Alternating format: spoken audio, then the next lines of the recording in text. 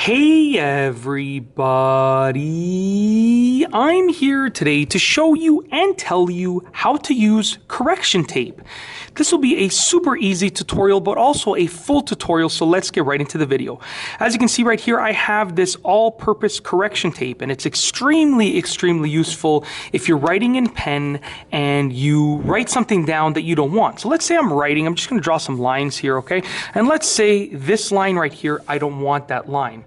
Okay, what you're going to do, you're going to open up your correction tape. There's likely going to be a cap on it because, you know, they want to protect the correction tape from sticking to anything or correcting anything and getting anything dirty that you don't want to get dirty.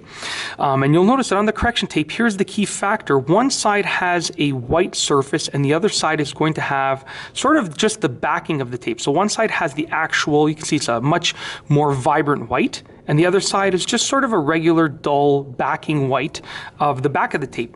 You're going to want to take the side that has the vibrant white and you're going to want to press it down against the paper so that the white, vibrant white part makes contact with the paper wherever you want to erase.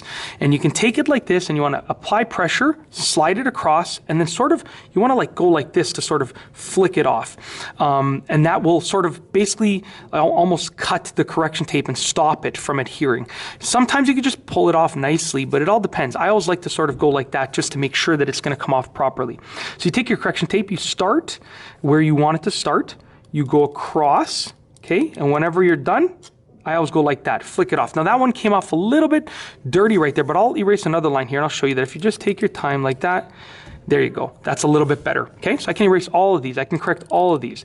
And this is super useful stuff if you want to correct anything that you never wanted to be on the paper to begin with. Because you can see as long as you're using a regular white sheet of paper, it's going to blend in.